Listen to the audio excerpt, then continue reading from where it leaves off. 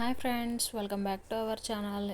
ఈరోజు మనము ఎండు చేపలతో టమాటా కర్రీ ఎలా తయారు చేసుకోవాలో చూద్దాం. ముందుగా అయితే నేను ఇక్కడ పావు కిలో ఎండు చేపలను అయితే తీసుకున్నానండి. ఇంకా కూర అయితే ఎలా తయారు చేసుకోవాలో చూద్దాం అన్నమాట. ముందుగా అయితే ఎండు చేపలకు ఫస్ట్ తలలు తీసేసుకోవాలండి. ఎందుకంటే ఆ తలలు అలాగే ఉంచి కూర చేసామంటే చేదు వచ్చేస్తుంది. సో దానివల్ల ఎండు చేపలకి ఫస్ట్గా తలలన్నీ తీసేసి పక్కన పెట్టుకోవాలన్నమాట. ఇదిగో ఇక్కడ చూపిస్తున్న విధంగా ఇలా తలలన్నీ తీసి పక్కన పెట్టేసుకోవాలన్నమాట. చూసారా, ఇలా తలలన్నీ వేరు చేస్తే ఇలా ఉంటుందన్నమాట. ఈ విధంగా చేసుకోవాలన్నమాట. ఇలా అన్నీ తీసి పెట్టుకున్న తర్వాత ఒక టేబుల్ స్పూన్ ఆయిల్ వేసి ఎండు చేపలను బాగా వేయించుకోవాలన్నమాట. వేయించుకుంటే మంచి టేస్ట్ అనేది వస్తుంది. అలాగే చేశారంటే కూర అనేది చెడిపోతుందండి. సో దానివల్ల కొంచెం వేయించుకుంటే అందులో ఉండే చేదు కానీ లేదంటే ఏదైనా స్మెల్ కానీ ఉన్నా పోతుందన్నమాట. సో ఒక 3 లేదా 4 నిమిషాల పాటు ఎండు చేపల్ని ఆయిల్లో వేయించుకోవాలండి.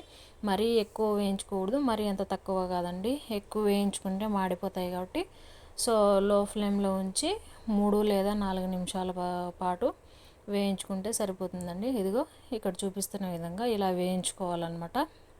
కూర అయితే చాలా అంటే చాలా బాగుంటుందండి. టేస్ట్ వేగిపోయాయండి చేపలైతేను. సో ఇలా వేయించుకున్న చేపలను పక్కన తీసి పెట్టుకోవాలండి. ఈ చేపలకి చిన్న చేపలు కాబట్టి ఇందులో కొంచెము ఇసుక అనేది చిన్న చిన్న రాళ్ళగా ఉంటుంది.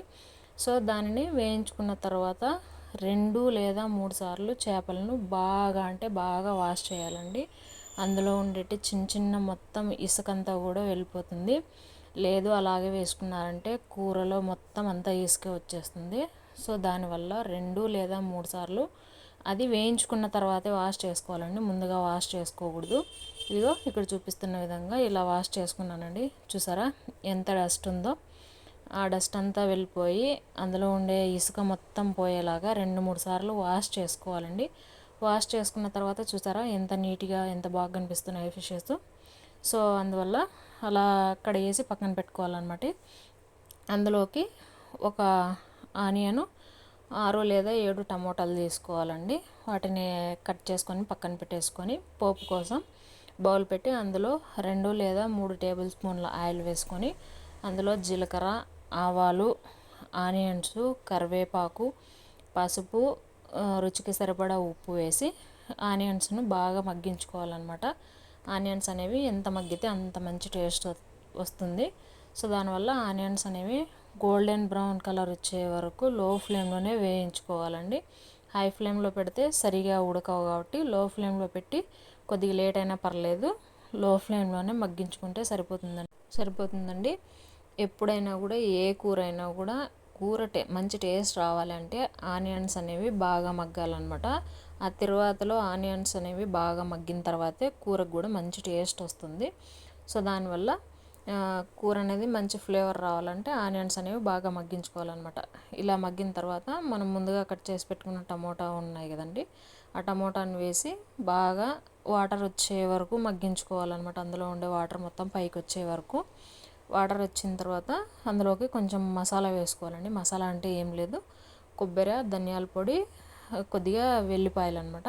అది దంచింది కానీ మిక్సీకి పట్టింది కానీ అది ఎక్కువ వేసుకోకూడదండి. మరీ ఎక్కువ కాదు, మరీ తక్కువ కాదు, కొద్దిగా మీడియంగా వేసుకుంటే సరిపోతుంది. ఇదిగో ఇక్కడ చూపిస్తున్న విధంగా ఇలా రెడీ అయిపోతుంది అనమాట.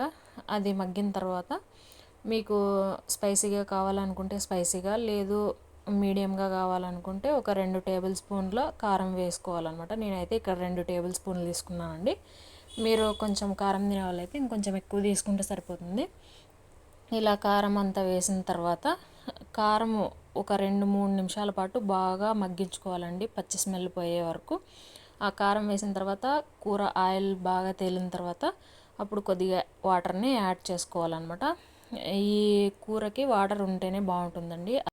ఎందుకంటే కొద్దిగా వాటర్ ఉండడం వల్ల చేప అనేది బాగా ఉడుకుతుంది. సో దానివల్ల కూరకి మంచి టేస్ట్ వస్తుంది అనమాట.